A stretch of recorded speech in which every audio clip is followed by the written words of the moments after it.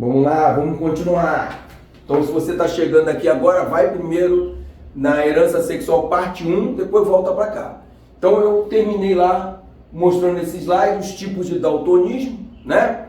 E você depois dá uma olhadinha aí, mas o mais tradicional é confundir o verde e o vermelho, beleza? Presta atenção, hein? Se liga aí. Beleza?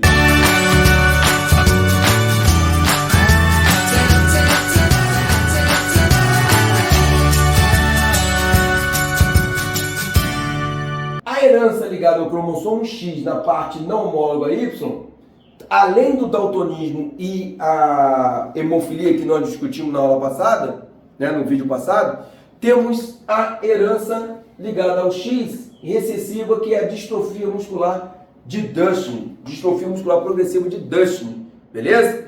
Bom, o que a gente vai ter aqui? Como é uma herança recessiva, o homem, para ter a herança, ele tem que ser XRzinho Y. E a mulher tem que ser XRzinho, XRzinho. Mas essa herança, o indivíduo nasce lá aparentemente normal, por volta de 4, 5, 6 anos ele começa a apresentar dificuldade de locomoção, ele começa a ficar muito descoordenado na sua locomoção e esse indivíduo começa a ter problema, porque tem um processo degenerativo da musculação. E aí, esse indivíduo logo está andando de cadeira de muleta, depois de cadeira de roda, depois pode estar vegetando numa cama, porque até os músculos da parte respiratória, o diafragma, os intercostais, eles também estão fragilizados. Então o indivíduo dificilmente chega à fase adulta. E quando chega à fase adulta, ele não tem praticamente vida, né? Ele está praticamente vegetando.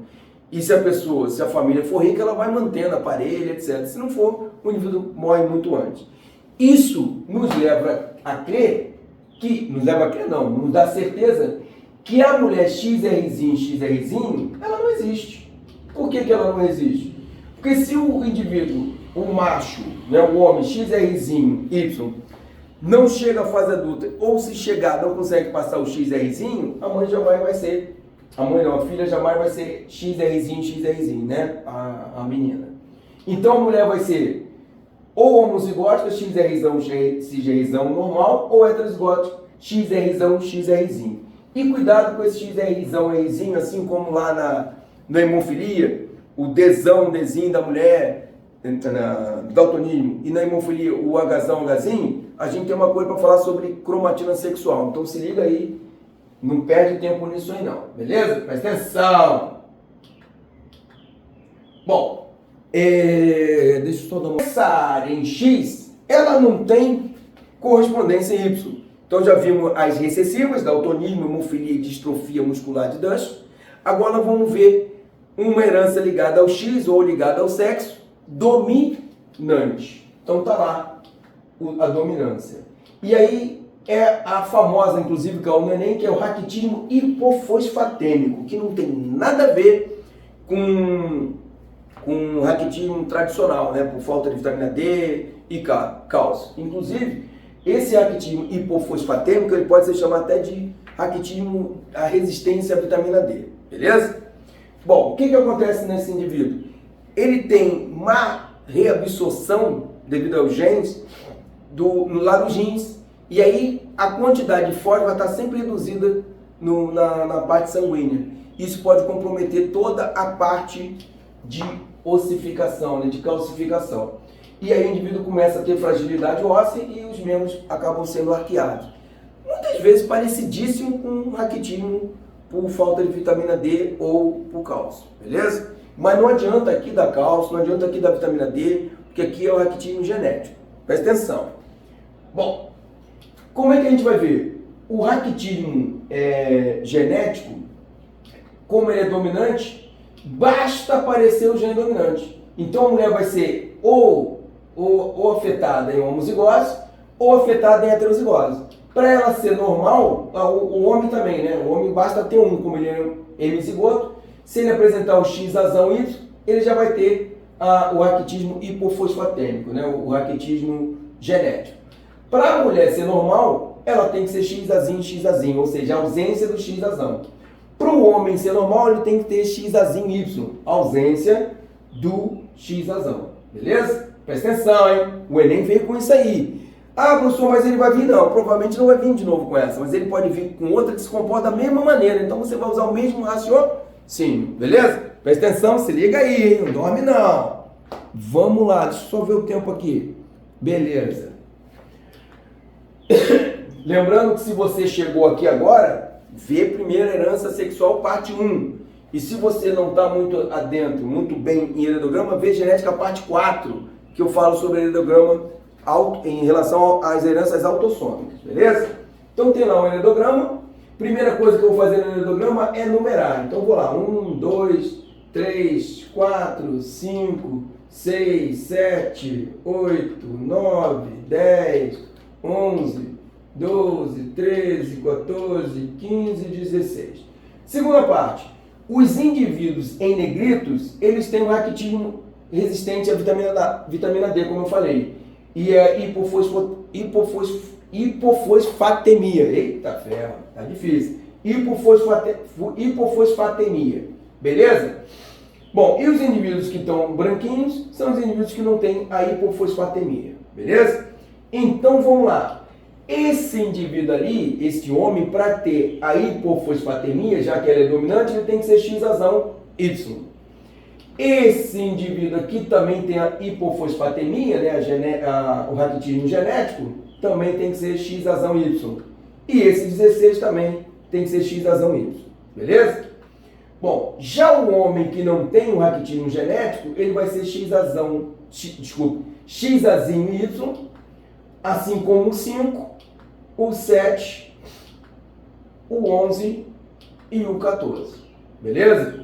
Já a mulher normal para hipofosfatemia, ela vai ser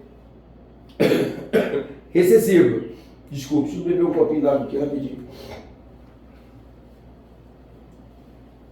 Valeu.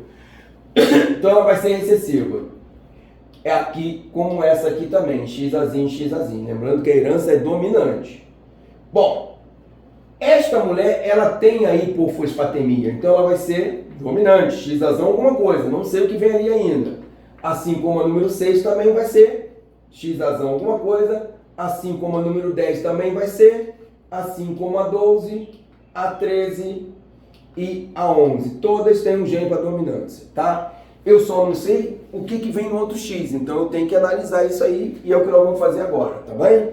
Presta atenção, se liga aí, hein? Não dorme não. Então vamos lá. Primeira coisa, o que vem nesse X aqui? Vamos analisar? Esta número 4 recebeu do pai o X razão. Então se ela recebeu do pai o X razão, obviamente ela vai ter que receber da mãe o X azinho. Fechamos a número 4. A número 6, ela recebeu o X razão da mãe. Então ela vai ter que receber do pai o X azinho. Então fechamos a número 6. A número 10, ela recebe da mãe o X razão.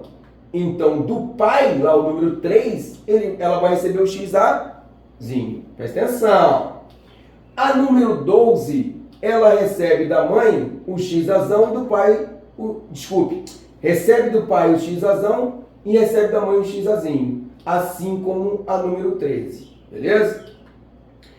A número 15 recebe da mãe o X razão e vai receber do pai o X azinho. Então, fechamos o genótipo de todo mundo dessa herança do raquitismo, que é resistência à vitamina D. Beleza? Presta atenção porque nós vamos dar continuidade ao exercício. Bom, com relação ao padrão da herança apresentado anteriormente, né, está correto afirmar que... Então, vamos lá, botei o diagrama só para a gente ter uma ideia. Mães afetadas sempre têm meninos afetados? Então, vamos ver se é verdade. Mãe afetada e filho normal. Então, ela vai ter filho normal e filho afetado. Então, essa está errada. Pais normais não podem ter meninas afetadas? Pai normal com filha afetada. Então, também está errado. Depois, dá uma olhada no heredograma anterior. Meninos raquíticos têm sempre pais raquíticos? Ó, menino raquítico, tem pai raquítico? Não tem nada a ver. Então tá errado. Pais raquíticos. Então vamos lá. Pais raquíticos. Esse aí, por exemplo. Esse aqui, por exemplo. sempre terão meninas com genótipo para o raquitismo genético? Aí sim, né? Ó, menina com a herança genética, raquitismo, e aqui as duas também são. Então, gabarito, letra D. Presta atenção, não dorme não, hein? Tô aqui gravando para você, tá? Em pleno feriadão. Tô trabalhando. Bom, corpúsculo de Barr ou cromatina sexual. É essa manchinha que você está vendo ali, ó, aderida à membrana plasmática, né? No citoplasma ali, ó, que corresponde a um X que permaneceu condensado, ele não se desespiralizou. O que acontece? O corpúsculo de Barr ou a cromatina sexual foi descoberto por Maureen Barr, um britânico. E a Mary Lyon, que também é outra britânica, ela descobriu que, inclusive levantou a hipótese da compensação da dose, porque como a mulher tem 2x e o homem só tem um X, teoricamente um X na mulher tem que ser desativado. Tá? A hipótese de Mary Lyon. Então tem que ser desativado. Por quê? Porque se um X já tem muito mais gene do que o Y, se ela tiver dose dupla, né, isso poderia mascarar a parte masculina. Então, no processo de desenvolvimento embrionário, independentemente e aleatoriamente, se é do pai ou da mãe, um dos X vai sofrer o que a gente chama de inativação. E aí seus genes praticamente vão ser inativados. E o outro vai ser o ativo. Então, para você ter um gene inativo, que é a cromatina sexual ou corpúsculo de Barr, você tem que ter pelo menos um X ativo. Beleza? Então vamos prestar atenção aqui. Vamos lá. Então olha aqui, ó. Por exemplo, quando eu falo do raquitismo hipofosfatêmico, a mulher que é heterozigota, e serve também para o daltonismo, para a hemofilia e para a distrofia muscular de Dustin, que eu vou explicar daqui a pouco, o que vai acontecer? Quando ela é heterozigota, o que pode acontecer? Um dos X vai ser inativado. Se por acaso for o XDzinho, como essa herança é dominante, o ativo vai ser quem? O XDzão, independente se vem do pai ou da mãe. E aí o indivíduo vai apresentar o raquitismo hipofosfatêmico, ou seja, ele vai estar doente. Se o que não se desespiralizou, permaneceu condensado e é cromatina sexual, for o XDzão, o indivíduo não vai apresentar o raquitismo genético. E quem vai ser o X ativo vai ser o recessivo. Aí o indivíduo vai ser normal para essa herança. Beleza? Presta atenção, hein? Se liga aí. A mesma coisa vai acontecer no caso da distrofia muscular de Dustin, no caso do daltonismo, no caso da hemofilia. Tá? O que pode acontecer ali? Pode acontecer que lá no processo de embrionário, desenvolvimento embrionário, o X que seja desativado seja o X com um XRzinho. Se isso ocorrer, o X ativo vai ser o outro e o indivíduo não vai apresentar a distrofia muscular de Dustin. Vai ser normal. Em contrapartida, se no processo de desenvolvimento embrionário o XRzão for o que for inativado, for a cromatina sexual, o outro vai ser o ativo. E aí esse indivíduo vai apresentar a distrofia muscular de Dustin. Lembra que eu falei que isso também pode ocorrer no daltonismo para heterozigota, no hemofilia? A mesma coisa. Os sinais vão ser iguais aos que fossem, se fossem realmente? Não. Vão ser mais suaves, vão ser mais traços que a gente chama e mais facilmente de ser tratados. Tá? Mas de qualquer maneira tem que ser tratados, tem que ser acompanhados. Beleza? Presta atenção, hein? Bom, aqui eu vou falar de algumas situações, né?